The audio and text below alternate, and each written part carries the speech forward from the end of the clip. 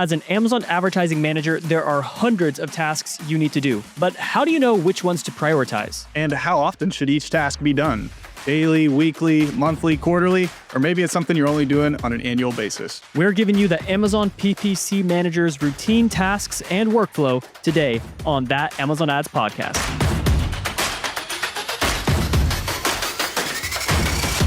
So today's topic comes from one of our subscribers who left a comment on one of our last videos. If you want to have your question answered and have a whole video dedicated to your specific topic, make sure you're leaving comments below. But we're going to throw up his comment on the screen here so you can see what he asked. Basically wondering what our workflows are as ad managers. What are the tasks that we're working on daily, weekly, monthly? What are we prioritizing, and how is our workflow every single day, every single week within the Amazon advertising space? So we're going to be going through, breaking down each of those segments. What are we doing daily, weekly, monthly, quarterly? What are those tasks and which ones you should be prioritizing with each segment? So let's jump in. We'll start from the bottom, most granular. Let's talk about what type of activities we're doing on a daily basis. Daily tasks, Andrew. On a daily basis, every single day without fail, including weekends, you and I both go through every single search term that came through our accounts in the last 24 hours, manually, one by one, assessing which should be harvested, which should be negated, every single keyword, every single search term, and controlling the bids on every single keyword based on yesterday's data. That is a critical daily task. You get better performance Frankly, that way. Hourly. It should be hourly, right? You should be looking at the live stream search term data as it's rolling through and optimizing within minutes of every new search query being triggered. If you're not, you're losing money, actually. Absolutely. So moving on to weekly. Just kidding, guys. Obviously, hopefully you caught the sarcasm in that. That is the literal opposite of what a daily performance or daily optimization should look like. In fact, Andrew and I do not do any regular daily optimizations. This is a big problem, I think, and misunderstanding of what people think it takes to properly optimize their Amazon PPC campaigns. The only thing that we are doing on a daily basis, and truthfully, like without fail, virtually on a daily basis, excluding weekends, is simply monitoring performance. So Andrew, what are some of the things that go into that? Just monitoring. Yeah, coming in every day, you just want to get a sense of how the account is trending. Are there any red flags, any major issues that have cropped up in the last day that you need to start to adapt to? This can include things like catalog issues, like maybe one of your listings got taken down or your parent got separated, or maybe it's incoming supply constraints. A lot of times I'm talking to clients and they're like, hey, we need to pause campaigns on this product or slow spend down on this product because we have, not enough supply, or maybe we have a bunch of supply and we really need to push on these things. So I'm just adapting on a daily basis to all these things that are coming in, as well as keeping tabs on all of the performance across the account and making sure that I'm aware of and spotting and addressing any red flags or major shifts and changes in the account. Yep, absolutely. It's mainly just keeping an eye out for any red flags, any anomalies. It's responding to client emails, obviously. That's actually something you should be doing on the regular. You should be checking your inbox from clients multiple times a day. You do not want the client ever waiting like 24 hours to hear a response from you. Ideally, you're responding to those.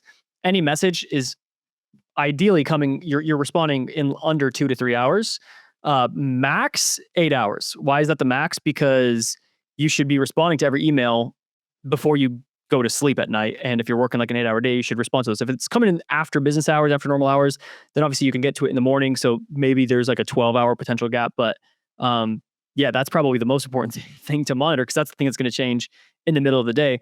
But apart from that, yeah, I'm really just, and Andrew's just doing this, we're just looking at different time periods, making sure there were no irregular spend spikes, out of stock issues, anything else. We're just looking for anomalies.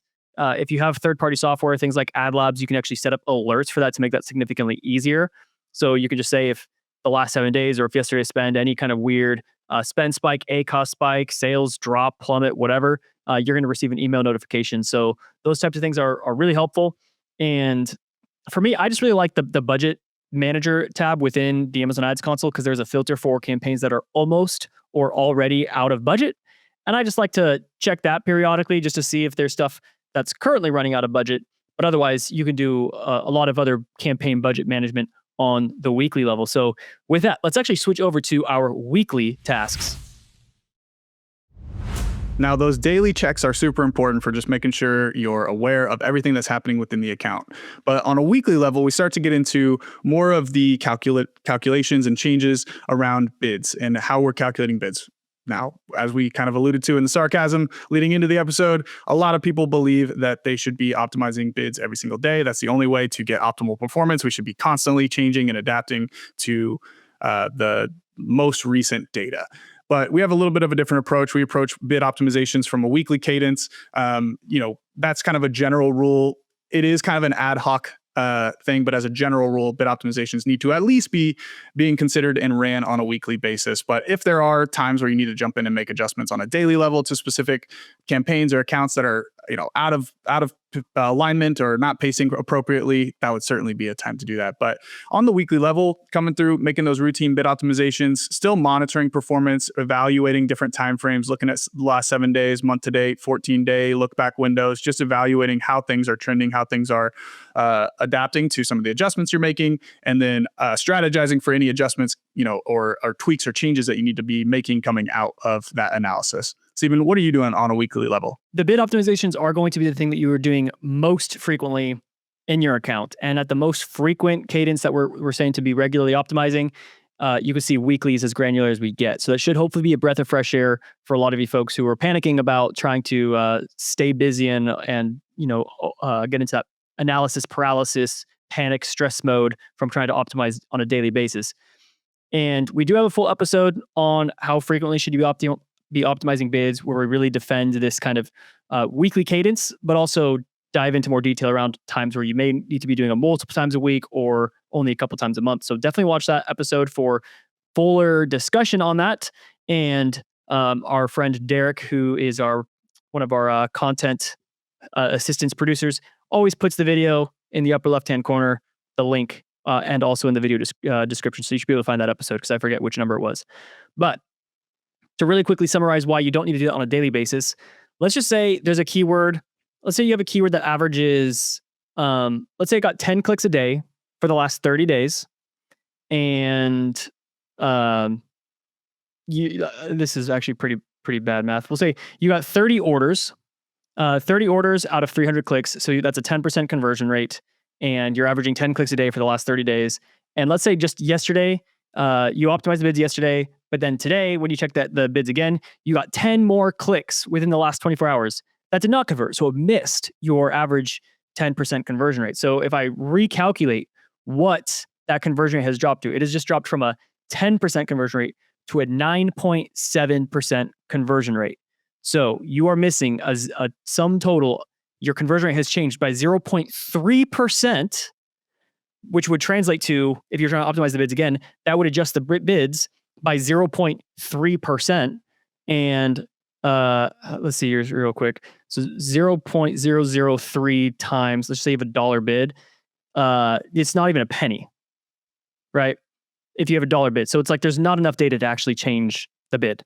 And that's just like one example of why you don't need to do it on a daily basis. But like Andrew was saying, we're looking at the monitoring of how was the performance over the last 7 days, 14 days, month to date, last 30 days.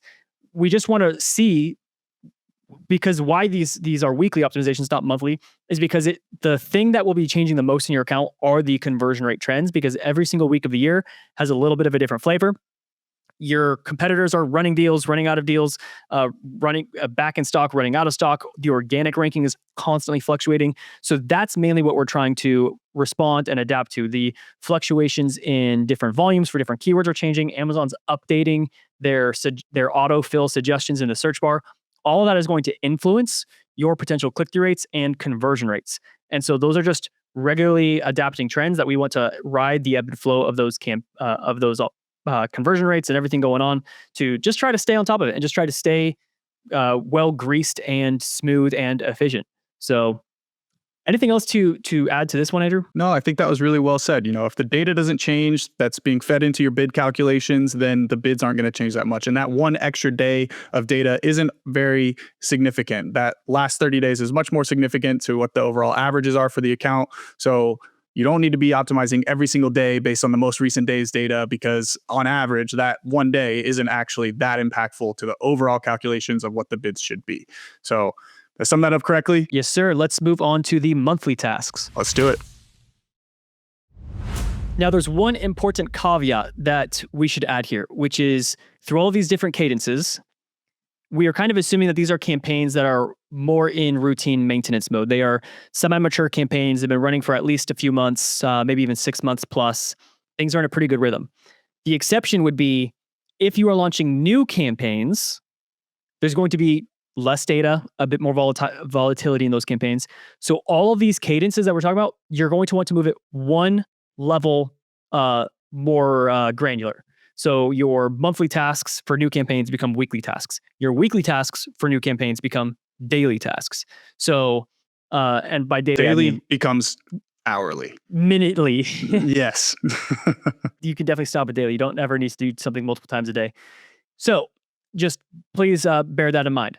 Now, monthly tasks, keyword harvesting is a very good monthly task. And if it's a brand new campaign, then you're going to have a lot more data coming through that you want to perhaps harvest and negate. And frankly, when we're talking about keyword harvesting, we're also saying negating as well. But harvesting, negating for mature campaigns isn't something that's going to fluctuate very often because you should have pretty good keywords in there. As you're harvesting out more keywords, you're going to have less and less keywords that are both relevant and have volume that hit our harvesting criteria.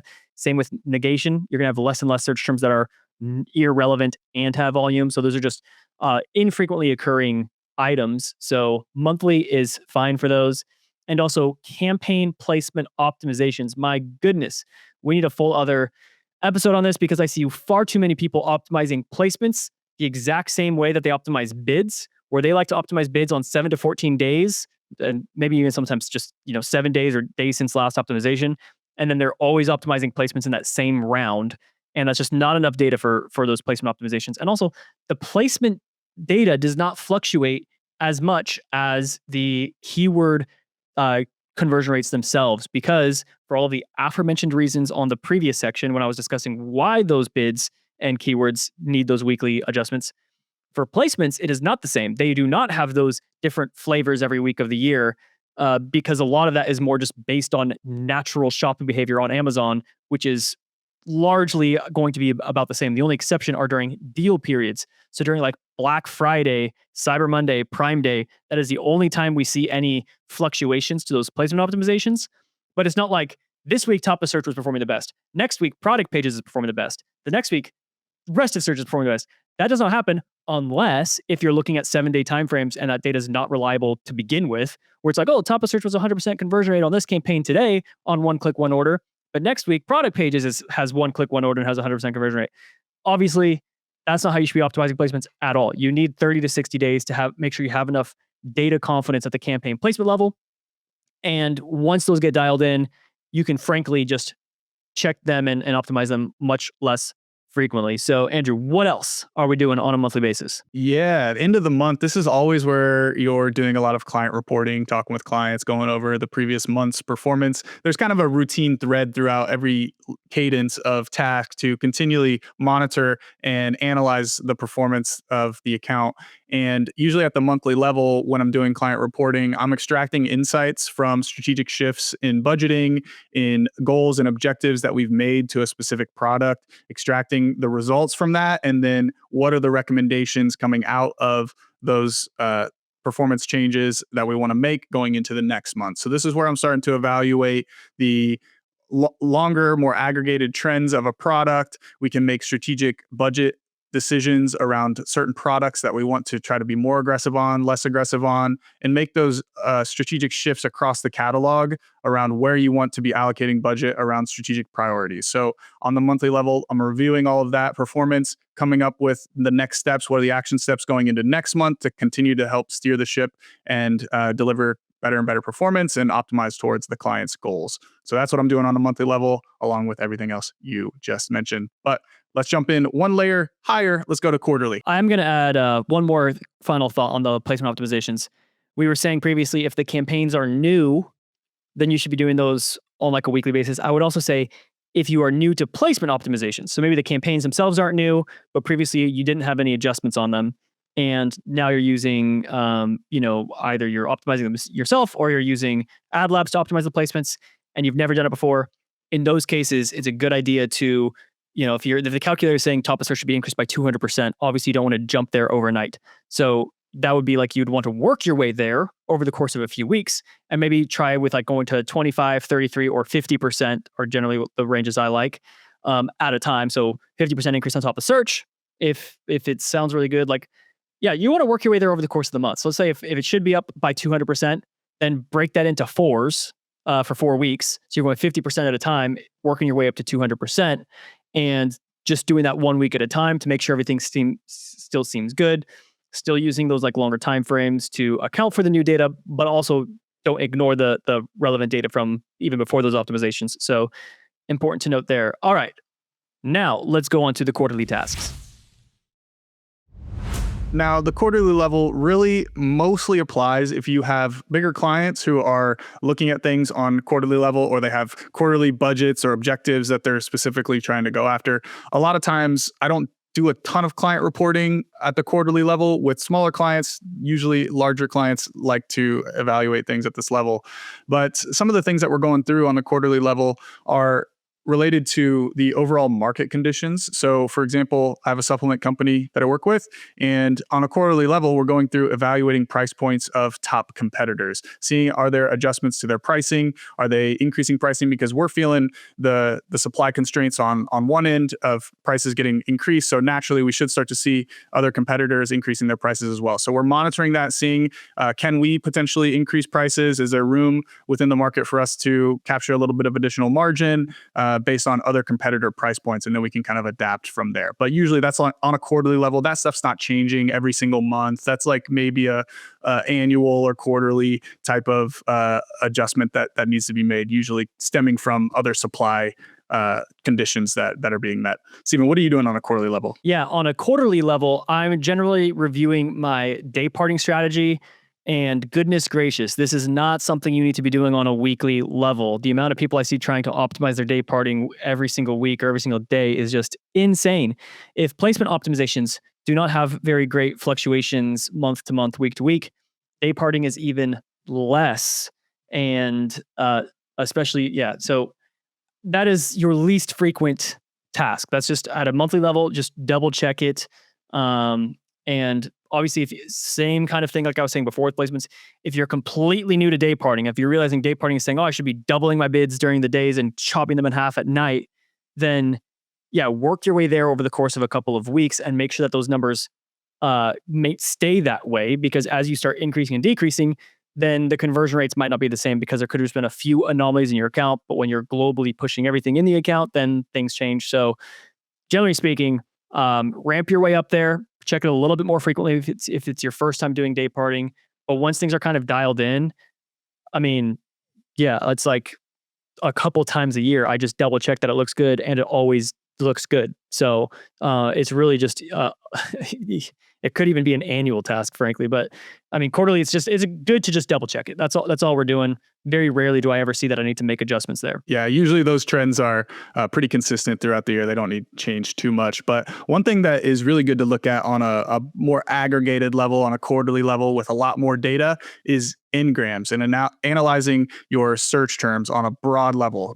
Now with Ngrams, if you don't know about that, we have a whole episode breaking down Ngrams and the Ngram feature within Ad Labs, how you can go through and identify potential wasted ad spend within your account using this sequence of analysis. But doing it on a quarterly level allows for more aggregation of data. You have a longer time frame. You've got a lot more data relevance and confidence in these little phrases that are showing up, because with Ngrams, the goal is to kind of go through and find areas where you're wasting money. Little 2-word, 3-word phrases that are, getting one click here, one click there. It takes time for all of that to kind of add up to where it's statistically significant to where you would want to go in and potentially negate it. So doing this type of analysis on a quarterly level allows for more data. You have a little bit more to go off of and can start to spot those broader trends of where you might have some ad spend leaking out on specific phrases containing specific terms. Well said, Andrew. I have nothing else to add to that. So let's dive into our annual tasks. Now, on a yearly basis, Andrew and I, only once a year do we ever optimize our bids. I'm just kidding. Just thought it'd be funny to based on what we introed with. Haha. On on an annual basis, we aren't really doing like optimization tasks per se, but at the end of the year, it's great to just look back on the last 12 months and do some review around what were the weak points. Really dive into you should have a tool that allows you to look at the weekly performance for all of your campaigns and products and everything throughout the year. If not, AdLabs could be a great tool for that. But in some view, you should be able to analyze last year's data, look at the weekly, look at the monthly, look at where the anomalies were, try to dissect what happened there. You should be keeping notes too, just to keep track of like, for this one, the product went out of stock. For this one, we had listing issues. For this one, we were on deal or whatever. And just try to discover what you can be doing better for next year.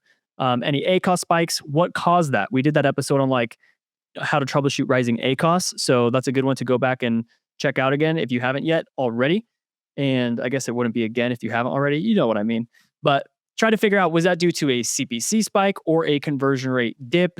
And just try to like get ahead of it for next year so that if there was some super seasonal moment that caught you off guard or by surprise or whatever, that you can just be aware of that going into next year. So just review the last year, and that's going to help you begin your next year planning. That's right. Taking that first step to look back at what went well, what didn't work in the previous year, and how we're going to adapt going forward. And that's really what we're starting to do at the end of the year is plan for the next year. We're looking at bigger trends too, like across different months. We're looking for seasonal trends, like were there any areas where conversion rates really spiked that we didn't push spend and we should have and could have.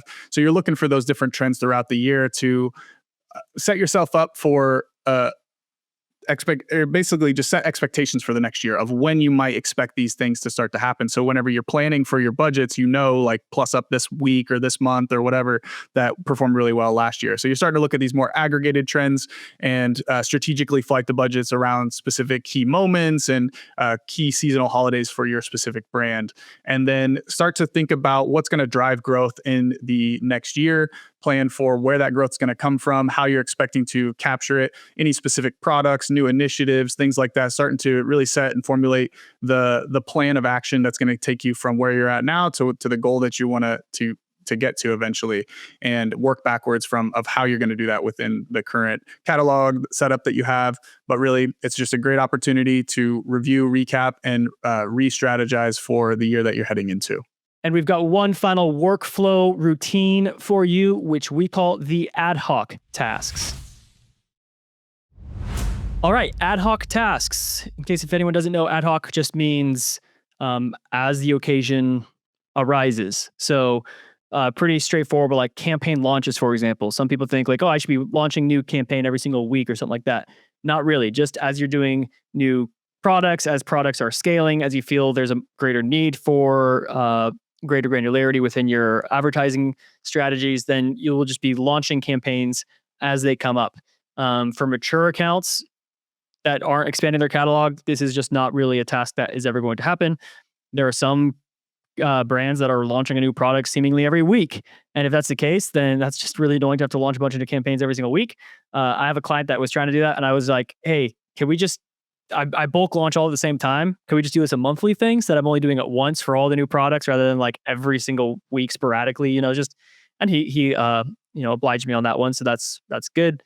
Reporting is kind of like whatever cadence you're setting up with a client. That could be once a week, every other week, monthly calls, things like that. So that also comes up on a regular basis, just like throughout the day. You might get a request from a client that's like, hey, how's performance on X, Y, and Z, or what happened with this and that? And that's when you got to jump in and do some quick analysis to provide some reporting to answer those types of questions. And Andrew, what about reviewing product listings themselves and things going on there? Yeah. So usually that gets done initially, like when you're setting up products, but products evolve, right? You want to continually improve them and enhance them. I would say, as a general rule, looking at your product listings and evaluating the images, the bullets, the titles, all your imagery and copy and graphics and all that type of stuff, you should be looking at that at least at a quarterly level, probably more consistently than that, but at least at a quarterly level, you're evaluating those things and looking to make enhancements to them. Getting graphics done and all that type of stuff, it takes a little bit of time. So, maybe not looking to split test graphics every single month, but at least at a quarterly level, starting to see how you might be able to make some tweaks and changes to your listing to help enhance and improve the overall conversion rates and just overall appeal of the product. So that's usually where I'm looking at it. Some people do a little bit more frequently. Some people, you got a mature catalog, you've been running on Amazon for 10 years. There's not a whole lot that's really changing. Maybe it's just some fine tuning tweaks here and there. But generally, that's the cadence that I'm working with. The reason why we say ad hoc rather than quarterly is because it's also just part of that daily task of just monitoring and weekly monitoring. As you see anomalies pop up there, you're going to be wanting to check out that listing and making adjustments as it appears. And then otherwise, I mean, for a lot of really mature products with tens of thousands of reviews that are doing really well, it's just not usually something you need to come back to on a regular basis. But obviously, if there are new products coming into advertising, then you've got to do a ton of work on that up front. So it just really varies. And that's why we list it as an ad hoc thing. So anyways, this episode came from one of our subscribers who left a comment. So if you would like us to answer a question, we are going to be going through and answering questions, but you have to be a subscriber. So make sure you do that. And also, I was so happy the other day when I saw this on our YouTube. We're throwing up a screenshot here of everyone who was commenting that they had made it to the end of the video. So thank you to everyone with your usernames that I can't pronounce. But one person in particular said, "We have reached the end of the episode for the 114th time. Hadn't realized dropping out was allowed." That was on the 114th episode, by the way. So heck yeah. Pretty awesome. Thank you, everyone who left this comment. If you're making it to the end of the video again, please let us know. Drop the comment saying you made it to the end. And we'll see you guys next week on That Amazon Ads Podcast.